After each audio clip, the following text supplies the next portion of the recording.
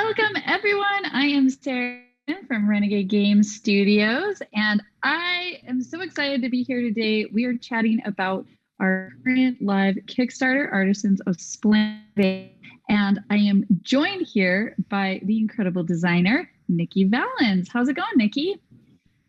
It's good. Great. Awesome. And thank you everyone for joining us. We are really happy to be able to answer all your questions. So I have some things for you to do if you're in the comment section and if you're watching this video. So first thing, say hello in the comments, tell us that you're here, and tell us why you're most excited for Artisans of Splendent Vale.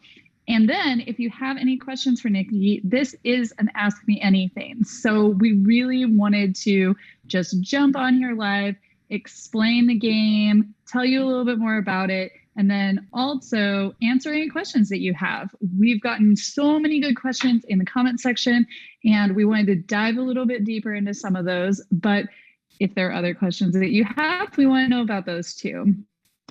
Also helping us out on the back end today is the fabulous Katie Schmidt. And so we will be chatting with her, asking her to post some images so that we can walk you through how the game works. So everybody say hi to Katie in the comment section as well. So let's get started. Nikki, tell us a little bit about some of the other games that you've made prior to Artisans of Splendent Vale, because I know I've played a lot of your games. I'm a huge fan. So do you want to just give us a really quick run through of what else you've been a part of? Yeah, of course. I've been a part of a lot of games from FFG, so a lot of people are probably familiar with things like Eldritch Horror or Mansions of Madness 2nd Edition. I also did Legacy of Dragonholt with them, which I know a lot of the people who are interested in Artisans have played some Legacy of Dragonholt. And since going freelance, I've also put out Quirky Circuits, which is a fun little co-op game as well. Those are all amazing. So just personally, the very beginning of lockdown a year and a half ago, I actually played through Legacy of Dragonholt with my good friend that I usually play big campaign style games with. But since he wasn't able to come to our house anymore, my husband and I played Legacy of Dragonholt over Zoom with him and played through the whole thing and just loved it. So I'm really excited because I feel like there's a lot of DNA from that game in Artisans of Splendent Vale. Does that seem true? Yeah, I definitely took a lot of what I learned from Legacy of Dragonholt and brought it into this new game. It's very similar to that storytelling mechanic. You know, you're reading through these books, these storybooks, and getting to play as the characters that are in this world, and the choices you make kind of affect the world around you and how your story will play out.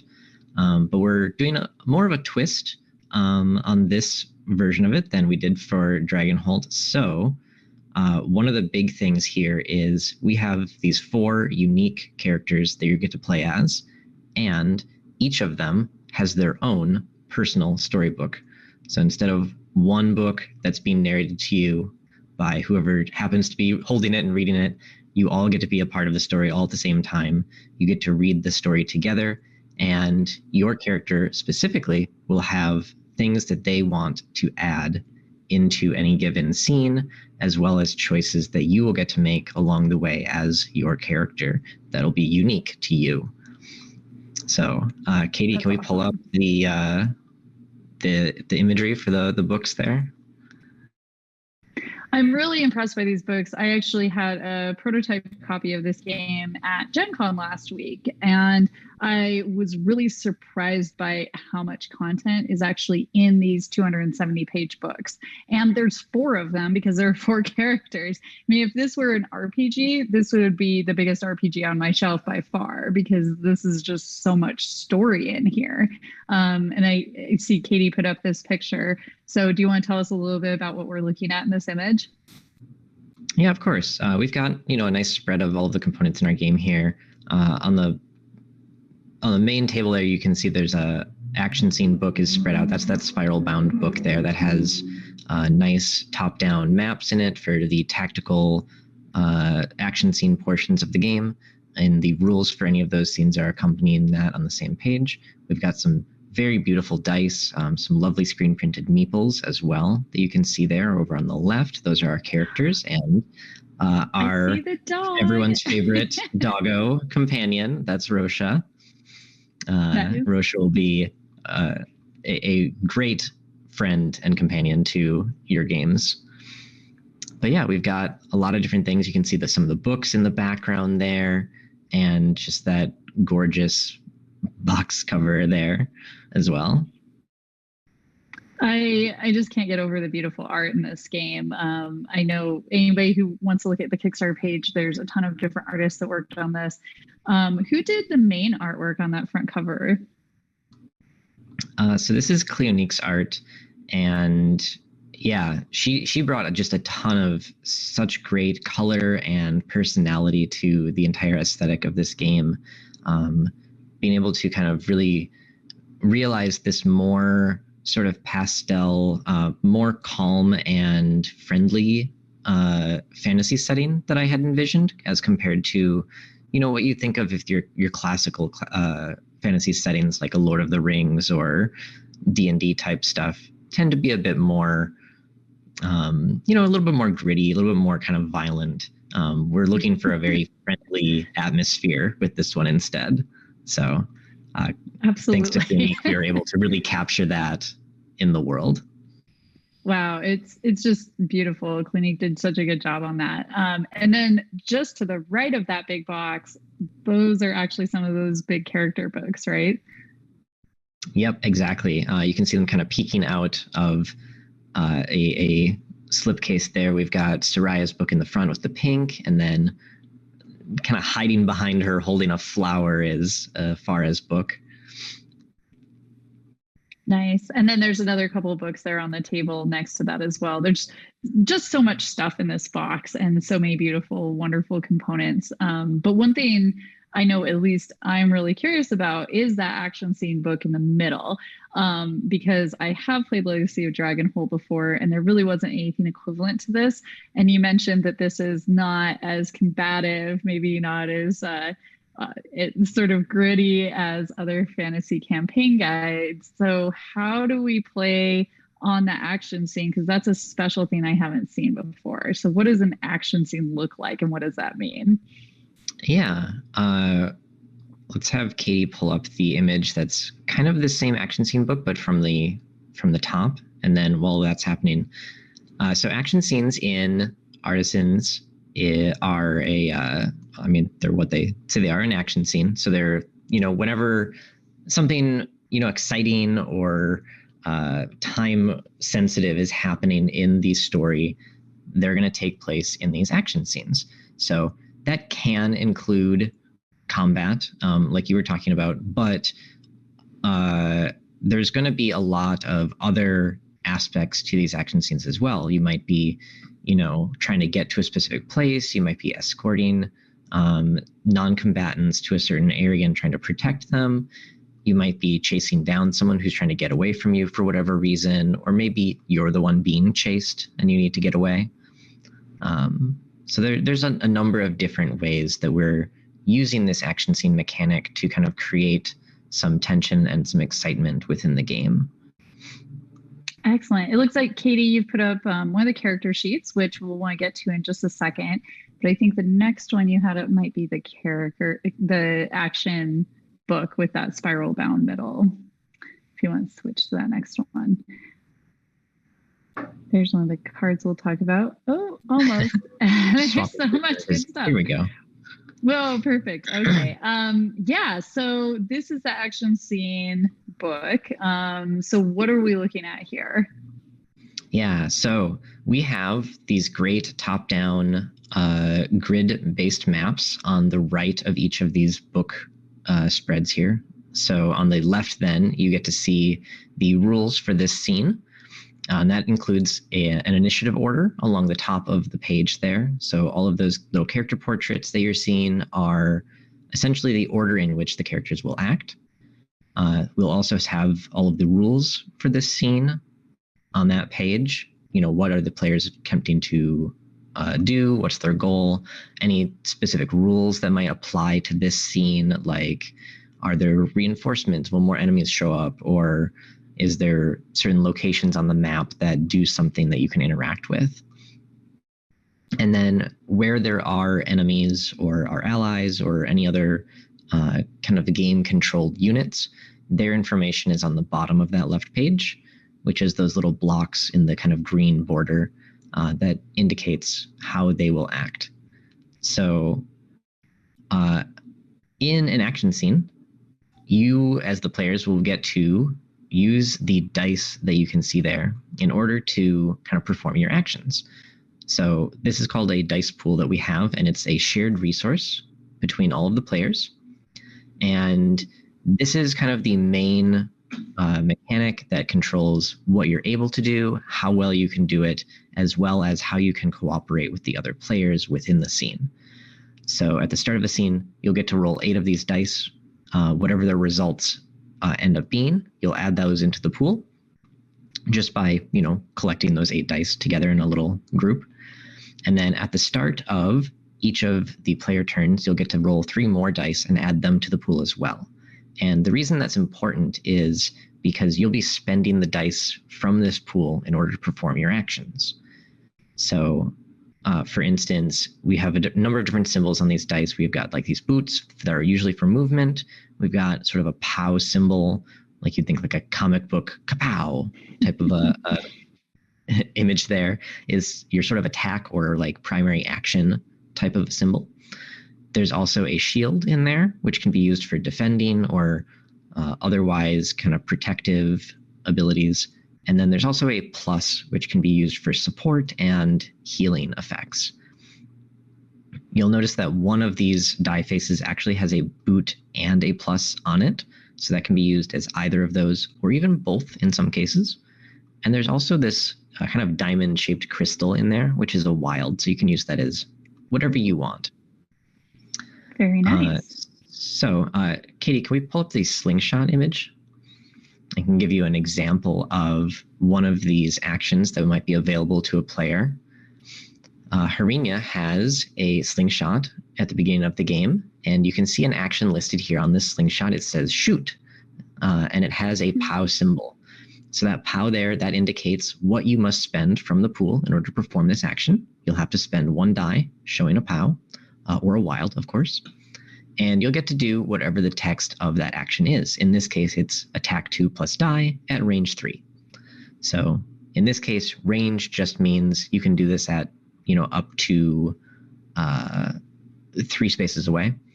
And the attack here means you're going to be dealing 2 damage to whoever your target is. But you may notice 2 things about how this attack is formatted. The first is it says plus, and then it has a die symbol.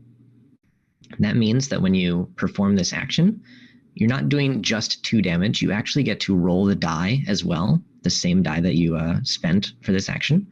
And you're looking for the result of that die to be the same as the cost of the action. So if it rolls a POW or a wild, that counts as a crit, and you'll get to do 1 extra damage.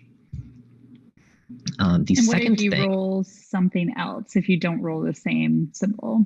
You'll just do the base 2 that it says there for the attack.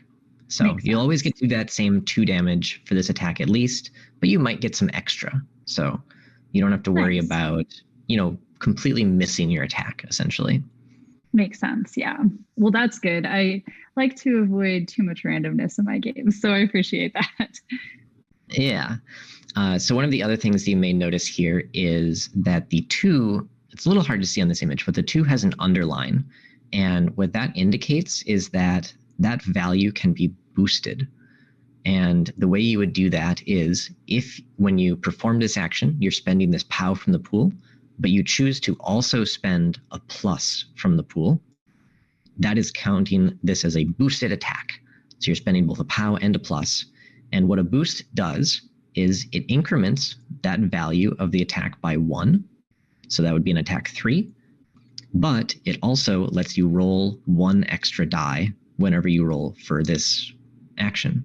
So you'd end up spending 2 dice from the pool, a little bit more expensive, but you get to do an attack of 3 plus 2 dice. And both of those dice can crit individually. So you might even do up to 5 damage with that attack. Wow, that can really ramp up. That's interesting. So we actually did have a question in here. One of our listeners is asking if the plus works for healing and boosting, or is it just boosting? It can be used for either. It depends on the types of effects that you have available to you. So for instance, being able to boost an action is something that's just always available to the players. If we can pull up one of the character sheets, you can actually see there's a number of actions that are always available to the players, sort of a basic movement and a basic attack and a basic defend. And the boost is the basic effect of that plus symbol. But there are also other ways that that plus can get used. So one of those is with some healing abilities in the game, they will tend to use that plus, as well as some other utility abilities. For instance, on hobby here, we can see that there's an action called telekinesis, and that uses that plus as well. So in that case, you would spend the plus from the pool, and it allows you to displace an ally or enemy up to some number of spaces based on if you boosted it or how many crits you've rolled. So sometimes you're spending cards and sometimes you're just doing the actions available for your character. Yeah, so these actions here on the character sheets, they're always available to you. They won't go away. On your weapon cards, such as that slingshot, that will also continue to be available to you throughout the entire scene. But there are some things like special skills or trinkets that when you use their abilities, it will actually deplete the card and you won't be able to use it again in that same scene. So those tend to be stronger effects. That's actually where a lot of our healing in the game comes from, is those once per scene effects. So it's a little more dangerous. It's not super easy to heal in this game. So you really have to be careful about how much damage you're taking, because that damage is going to stick with you and you'll have to recover from it slowly over the course of the campaign. Awesome. So that's a really good snapshot of what those action scenes look like. And I feel like in the game, that's sort of the most zoomed in part where you spend some time actually playing out this action scene. But if we zoom out just a little bit, what are these amazing and diverse characters actually doing throughout the game? How do they sort of manage this huge world?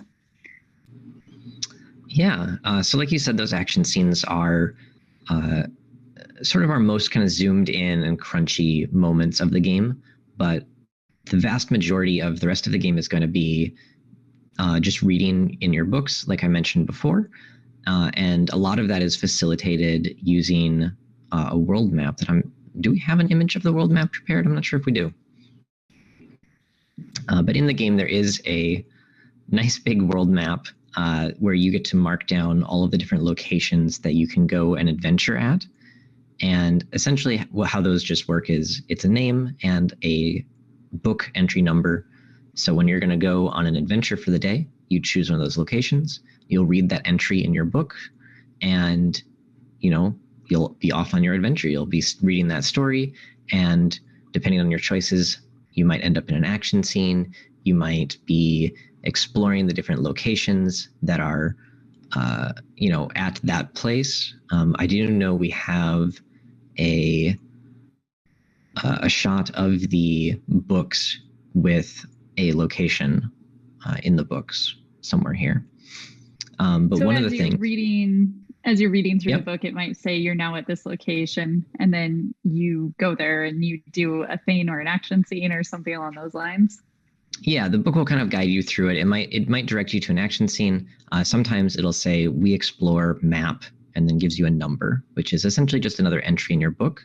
But instead of just text that you'll find there, you'll see an illustration of whatever that location is. Hopefully we can pull up the one that I'm thinking of here with the tree.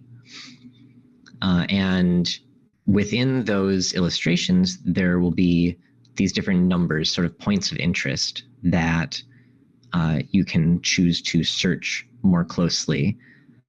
So here we can see we have map 47 here with this tree growing out of this crater in this spotlight of sunlight here. And you'll notice there's some numbers kind of in the crater. On one of these books, you'll notice there's a 44 up in the tree. So those are the numbers that I'm talking about, the points of interest, where if you see those numbers, you get to go, oh, let's search that thing, and we'll go read that entry in our book. You know, maybe someone climbs up into that tree and finds something up there that they can use to craft with, or maybe they'll gain some experience in the process, or maybe they'll just like meet some bird friends and, you know, have a good time. But something that's... I really like this. It almost feels like a video game. Like you see this really cool image in front of you and you get to zoom in a little bit and say, I really want to investigate that bookshelf, or I want to find out what's in this tree. And then the books, the player books, actually let you do that in a really clever, smooth way. So I think that's really exactly. And something that's unique about these, like I mentioned, you have these 4 character books and you'll have different things in each of the character books. What's visible in these images is different for each of the characters. So you can see the 44 in that tree in one of the books, but in the other book, it's not actually there. That's because, you know, Farah is able to kind of commune with this tree and learn about it and can climb up those branches nice and easily. Whereas Javi, who is the other book here, isn't able to do that, but there is another number down in the crater that Javi can see that Farah can't. That might use something that is based on Javi's knowledge and what Javi can bring to the team. But there's also some numbers that everyone can see. So like there's a 20 in there that both players can see, and they'll get to go and read that entry together, and maybe both of them have something to say about that location. Man, you really have to have a good eye to find some of these. That 44 right in the middle of that trunk is actually kind of tricky to see. Then there's the huge 47 up above. But if you have this book in front of you, that'll be a lot clearer, I'm sure. Yeah, it's a lot easier when you're actually holding it. Yeah, that makes sense. We did have a good question in the comments that I wanted to just jump back to. I think this is related more to the action scenes. But the question was, healing only affects damage, not injuries. Yes. That is true. Yeah, all of the healing in the game that you have easy access to only affects the damage that you've recently suffered. So I'll explain injuries. Injuries were brought up here. That sounds great. So as you suffer damage in these action scenes, sorry, I just lost my train of thought because I was looking at chat. As you're taking damage in these scenes, if you hit a certain threshold, which is called your toughness, you will suffer an injury. And how that tends to work is you'll draw a card out of an injury deck, and it'll give you some kind of minor hindrance to you. Like if you've sprained your wrist, for instance, it'll mean that you're unable to bring two-handed weapons or 2 one-handed weapons into an action scene from then on. You can only use one of your hands at a time. Or if you twist your ankle, you might move a bit slower if you push yourself to move on that ankle. That makes sense. And essentially how these work is when you gain them, there's a set amount of damage that they represent. And that damage is reduced from your normal pool of damage and is instead transferred to this injury. So for instance, that twisted ankle that I just mentioned, when you gain that, 5 of however much damage you've taken up to that point becomes this injury, and it can no longer be healed by normal means. Instead, injuries heal much slower than just normal damage does. So over the course of the campaign, usually at the end of the day, you'll have a chance for those injuries to recover, but they do recover quite slowly. So if that twisted ankle has 5 damage on it, that could take you 5 or more days of the campaign to actually recover from that injury. So you will have to be careful about, not overexerting yourself. And if you do happen to get an injury, you'll definitely want to be aware of that injury and make sure you make choices based on that. Because if you continue to, do a lot of climbing or something with your twisted ankle, it's going to aggravate that injury, and that's going to make that injury last longer. Makes sense. This game is beautiful and cute, but not without dangers. Nobody wants to be injured. So that's wonderful. So we've talked about when you really zoom in those action scenes. We talked a little bit about how we get to those action scenes through the player books, through experience and stories. But there's also this other really cool aspect of the game where you're actually advancing your characters and developing them throughout the story. Do you want to talk about how that happens a little bit? Yeah, absolutely. So there's actually two different ways that you can advance your characters through the campaign. One of them is when you gain experience from your adventures, you can spend those on an advancement grid, which is this sort of choosable path place where you can spend your experience. And as you get to certain areas of it, you will unlock new skills or abilities. And the other way that you can advance your characters is through crafting. Crafting is a very big deal for the world and for these characters. All of them are artisans. They're all craftspeople, and they all have their own unique ways of crafting. So we're seeing Soraya's crafting page right now, and Soraya is all about these runes. So what we're looking at here is called the Rune Dictionary. And you can see at the very beginning of the game, we have a number of runes that Soraya has access to. We have Vigilance down there. We've got, it's a little hard for me to read this. We've got, I think it says Prowess over on the side. We've got Flight. We've got Purpose. So there's a few different words here that Soraya knows how to work with. And the point of these is that Soraya can engrave these runes into the items that you find or that you've started with in the campaign to empower them. So for instance, wow. Soraya starts with her mother's hammer, or Harinia starts with the slingshot that we saw earlier. When you have those cards, on the backs of them, they actually say something like, Soraya can enhance this item by applying runes, and it will give Soraya a number in her book that she can go read. And at that entry in the book, it'll actually give her some options of, okay, I could apply this rune and this other rune, and that will, maybe it increases the damage the weapon does. Or if I use these two other runes, maybe it gives it some other ability that will help us keep our dice pool, have all of the dice we need in it, so we can start converting things to the ones we actually need. Or you might even be able to unlock, completely unique skills that are only available to these items. So for instance, Soraya's, the hammer that she uses, her mother's hammer, she could apply some runes to it that unlocks a special ability called Forge Blast, which is sort of the hammer's ultimate attack. Nice. Yeah, I really like that combination of specializing your weapons and being able to add these runes to different items that you find in the game. That's really clever. Yeah. So can we pull up Harinia's alchemy shelf as well? We can talk about Harinia's crafting a little bit here.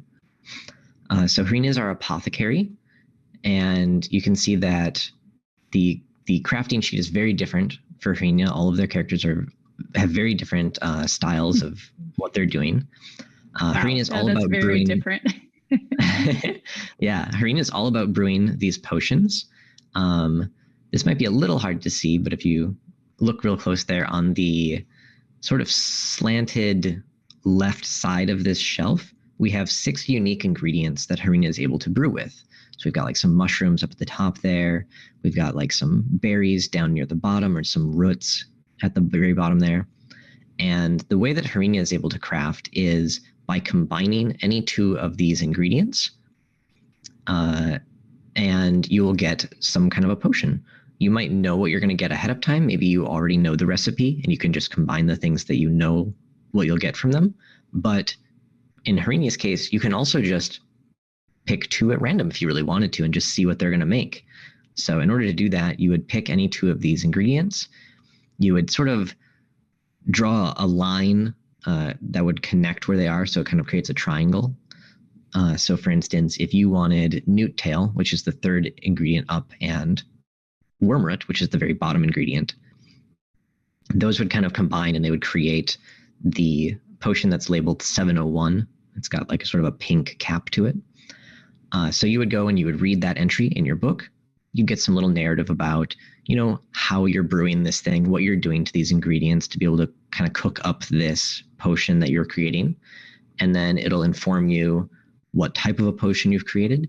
And it'll also give you the option to make additional potions of that same type by just, making a bigger batch by spending some extra ingredients. Are these ever bad? Are there combinations that are a little more explosive than others, or are they always good? There aren't any that are going to hurt you. You're not going to accidentally, harm yourself by trying a new combination that you haven't tried before. But I would say that some of them are a bit more explosive than others. Yes. Exciting. I like the suspense of not knowing what you're going to make. That's very interesting. I love that the crafting is really specialized to each one of the characters, which I think makes sense. They all are very, very different, obviously. So that's fun. What is this thing we're seeing on the right-hand side of this page to look like constellations? Yeah, so this is actually Harinia's version of the advancement grid that I mentioned earlier. So this is where Harinia is spending experience. So you'll notice some of those stars in the constellations, they're like a little circle. That's whenever you spend an experience, you get to fill in one of those dots. And you have to fill in dots that are next to each other that you've already filled in. So you can't just jump way to the end of the grid right away. You have to kind of start from a central point. But whenever you hit one of these larger dots that's got the number and the name of an ability, you get to unlock that ability. So for instance, there's the tag along that's sort of in that bear's foot at the bottom there. So when you go down there and you unlock tag along, you will get to draw card 5 out of the index, and that will instruct you what to do. In this case, it'll actually give you a sticker that goes onto your character sheet that unlocks that ability for you. Nice. So we actually have a few comments. I just wanted to jump in and answer some of those. So we have one question about more of a comment about this being a legacy game and that being kind of hard for people to get excited about sometimes because we haven't talked about this, but there are stickers in this game and you are going to be writing on things. So I did want to mention that we do have the recharge pack for anyone who maybe wants to try this out with a group. They're not 100% sure if that group is going to follow through or not. I think the recharge pack is a really good option. And we will have those on our web store after the campaign ships to backers. So that way, if you don't order right now and you run into a situation where you're like, I really wish I'd ordered that recharge pack, don't despair. We're going to have those for you, which I'm really happy about. And then also we did have a question. Is the pyramid there an intentional hat tip to the alchemists? I will let you answer that. It is one of my favorite games, by the way, but I'm not sure if this was related. I have played the game. It is actually quite similar to this, interestingly, but that wasn't the intention. Actually, the design for this shelf is sort of based on traditional alchemy shelves. Alchemy's got this whole thing with triangles and other shapes. So shelves of similar shape like this are actually something that you can see kind of historically used in alchemy related topics. So that's actually where the alchemist gets it from as well. I had no idea. Learn something new every day. That's pretty cool. And then another question, is it best for players to play through with a consistent group, or is it possible to have guest players share control of a character? I know we've seen that question pop up a few times before. Yeah. So playing through the campaign, the game does require you to keep the same characters as playable characters throughout the campaign. So if you do start with, say, 3 characters, but you've left out Soraya, you won't be able to add Soraya back in later on in the campaign because the game does care about which characters are being played and which ones aren't. Any of the characters you're not playing as will actually show up as NPCs, and they'll still be able to help you in your advancement and help, with their crafting abilities and whatnot. But I certainly won't stop you if you want to, say, switch out the players for those characters. That sounds like a fun time. You can, tag team a certain character, or maybe like you and your child can play a character together. Could be fun. Nice. Oh, I really like that. I think that would be fun. We've had several people in the comment section on the Kickstarter say that they are going to be playing this as a family, which I love to see. That's great. We did have another question about those recharge packs, wondering if they're going to be sold at a higher price. So there are going to be some things on our page, including just the game itself. They'll be sold at a higher price later after the Kickstarter, but those recharge packs, we're going to keep those at $15, just like they are within the Kickstarter. I'm making sure that I'm not lying about that. But yes, we want those to be the same price they're offered on the Kickstarter for, because we understand that you might not know if you need it right now. So later on, that particular item will be the same price.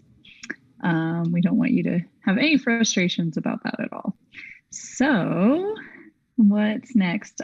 Tony is saying hi, Tony from Chat Games, who makes Alchemist. Very nice to have you in the chat, Tony.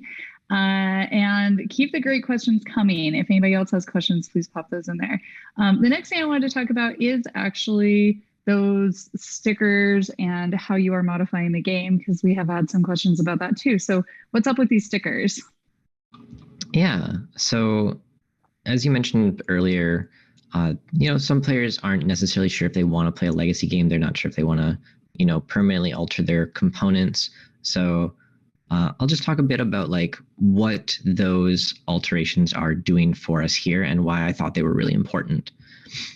So one of the things that we're doing is using stickers. We did talk about a couple of those ways that we use those so far. So for instance, with upgrading your items, you end up applying those stickers directly to the item card. And the same is true for when you unlock new abilities. You'll apply a sticker to your character sheet so that that ability is right there. Part of the reason for that is it's an ease of play issue. So instead of juggling a whole bunch of different cards or different versions of cards, all of the things that are available to you during an action scene are right there on your character sheet or very clearly shown on your cards. And it makes it nice and easy to have all of the different variants of how the items could work, or all of the different permutations of which abilities you have unlocked. And regardless of the choices you've made, it'll always be nice and easy to just look at your sheet and know exactly what you're able to do at any given turn. I love that. Anything to make it easier, especially in a pretty big game like this where there's lots of choices to be made. I don't want to have to keep track of all of that. I want to just have it on my sheet for me. So that's perfect. Very cool. There's go for it. There's another use of the stickers that at least all of the playtesters we've had so far have been very excited about, which is whenever you equip armor in this game, you actually have a sticker that comes with it that is the visual representation of that armor. So you may remember that the character sheet has your character art on it.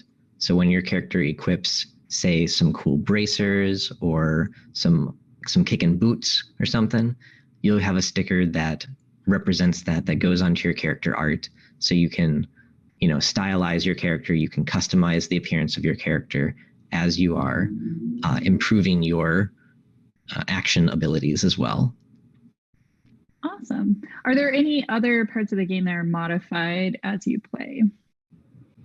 Yes. So obviously I said your character sheet will get stickers on it. You'll also be writing your damage on there and writing your injuries on there, as well as tracking your potions and any records you have. But the other big component that gets modified over the course of the game is the world map and the adventure log. So I mentioned that world map earlier. At the very beginning of the campaign, it's just this nice, huge, beautiful art of the Vale that you get to explore. And as you are doing your adventures and as different things happen within the story, you'll get to unlock new locations on there. And to do that, you'll actually write in where those locations are with their name and the numbers so that you can find them in the book easily.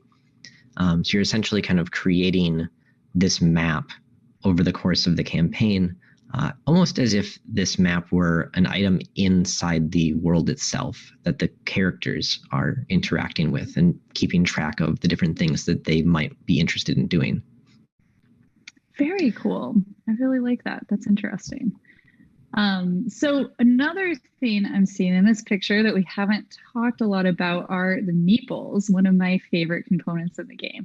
And you did something unique with these to keep track because we don't have any standees, even though there's a lot of different characters and a lot of different bad guys in here. Do you want to chat about that for a moment?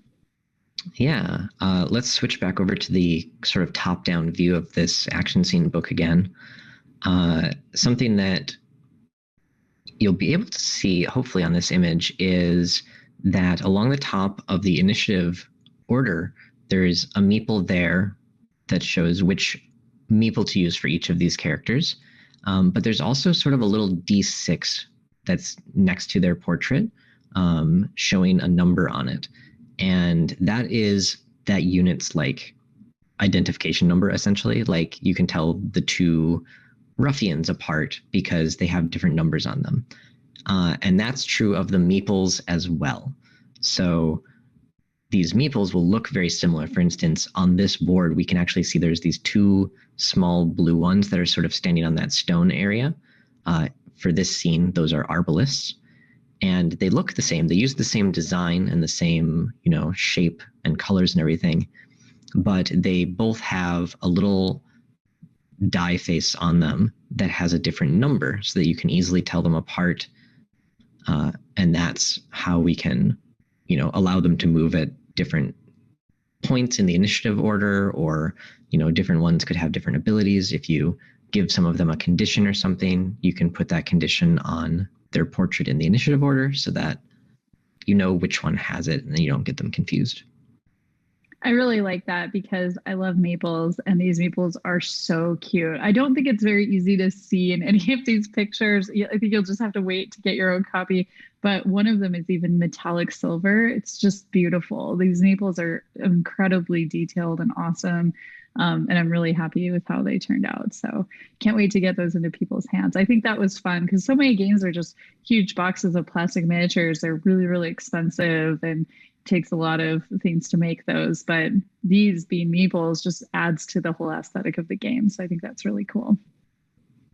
Yeah, I wanted these ones to be meeples because I think it adds to the aesthetic like you're talking about. That same kind of more pastel and colorful, more cartoony almost style that we've gone for here. I thought the meeples really helped bring that aesthetic out, but it also helps to keep them a bit more sort of contained within their spaces. It's nice and easy to move meeples around. Meeples are so common in so many games. And we don't have, quite as large of, if you think of like a plastic miniature, they're going to tend to be much larger than these meeples are, which can sometimes be a little cumbersome on a grid. And in this case, since we're working with essentially just this book, this is the entire map. We don't have, big tiles like something like a Gloomhaven has. So you're not making this big expansive map. So the meeples help keep everything nice and easy. You get to see all the spaces that are there. You get to look at this nice, cool art, and it's very easy to move the pieces around and they won't maybe get tangled up or anything on each other. I do also really like that when I set up the game, I know how much space it's going to take, and it doesn't suddenly take over 3 extra tables worth of space. I have to account for. It is contained. This book is not small, by the way. It's actually a pretty large, it's like a regular board game box sized book, but it does have everything in one space, so you don't have to have stuff all over. There was a great question in the comments, complexity-wise, to which game can you compare it? Do you have an example of a game you think makes sense with this? I think it depends on what aspects you're focusing on. Like, I wouldn't want to. I wouldn't want to compare this to like a Gloomhaven, for instance, because there's so much more going on in Gloomhaven mechanically. Whereas this is a lot of the game is kind of shown to you in the text. So like reading isn't complex, but we can get a lot of unique things out of the story, but the story will guide you through those bit by bit. So you don't really need to worry about the rules overhead of it as much. Likewise, we have a core system for running these action scenes, and probably the most complex part of that is just how will the enemies move and what do they do? But otherwise, there's not a whole bunch of extra rules that kind of govern that space. Instead, we leave it up to each of the scenes individually to be able to have their own rules and help dictate, what's going to happen in this scene, and is there other additional complexities? Is there other things we can interact with in the environment, or additional rules that might apply to your characters? Yeah, it does feel like a culmination of several different games to me, like different parts of games that I've really enjoyed. So the core reading through the book and interacting with different characters through these stories and choosing different, making different choices, and that sends you to different parts of the book. That to me feels very, very much like Legacy of Dragonholt. But that was kind of a simple game in a lot of ways. Like I literally played it over Zoom while sitting on my couch. We didn't even have any pieces out that we did anything with. And this feels like that, plus a little bit of Mice and Mystics, plus the crafting from other like more crafting games. So you've got almost like 3 big chunks of stuff that you find in other games, but I've never seen them all come together quite this way, which I think is amazing. I'm really looking forward to getting to play through a whole campaign. Yeah. Does that kind of jive with what you were looking for, what you expected when you created this? The design definitely evolved over time. I think very early on, I wasn't sure what I was creating, but I had all these cool pieces and they came together in a really great package, I think. Yeah, I can't imagine this game without any one of those pieces. I think the crafting is just so unique. It really gives a lot to each one of the characters' stories. I think it's really important. And the action scenes let you do something tactically on a map with those tricky pieces. It really adds a tactical feel to it, which I think is cool. And then the story itself in those big player books is a whole other separate awesome thing. So, I think something I'd like to also address regarding complexity is, so this dice system that I've explained, I was able to explain it just that way. Like, it's just these dice, you can spend them to perform actions. It's not that complex compared to a lot of different systems in terms of the types of things that you have to remember in order to be able to play it. But a lot of the complexity for the action scenes actually comes from sort of the depth of the strategy of how you decide to approach each of the challenges, and how you end up building your character. Do you build it in such a way that your different abilities sort of start to almost form like a Eurogame engine, where it's like, okay, I can spend this die, and if I do that, I get to put this die back in the pool, and then I can spend that die in order to convert this other thing, and that'll let me move over here and get to do some extra stuff. So it's more the kind of interconnected mechanics of how your character functions that creates the complexity, as opposed to the mechanic at its base, which hopefully is creating some strategic depth that players will enjoy. That makes sense. And it starts out with not a lot of extra abilities and pretty simple, so you can learn it easily. And then as you go through the story, it builds so you're more comfortable with things that you get in bite-sized chunks. Yeah, exactly. You also mentioned in one of the comments on the Kickstarter page that when you go through this action scene, regardless of what the outcome is, whether you accomplished the goal you were trying to accomplish or failed that goal, you still move forward in the story. You never repeat that same action scene in quite that same way. Is that a good way to it? Do you want to add anything else to that? Essentially, as the story is going on, your failures aren't game over. you will continue to kind of be the people who you are in this world. And if you don't manage to catch someone who's trying to escape, they'll escape and they'll be part of that world out there somewhere, and they might come back and show up again later in the campaign. So your failures aren't game over. They're just another branch of the story. I love that huge branching story idea. It's really cool. Awesome. Well, I think we're getting close to being at the end of our time. I promised Nikki that we would only have him on our stream for about half an hour, but luckily Nikki was very kind and stayed here a little bit longer. So if anybody has any last final questions for them, please put those in chat really quickly. Anything else, Nikki, you just want to share? Anything about the game in general, how you got to making this game, what it means to you, anything at all? Just this game has been such a long time in the making, and we've had so many great people doing consulting and writing to help create these characters and this world. And then our artists, of course, bringing all of that to life on the page so that we can see these beautiful characters in this world as well.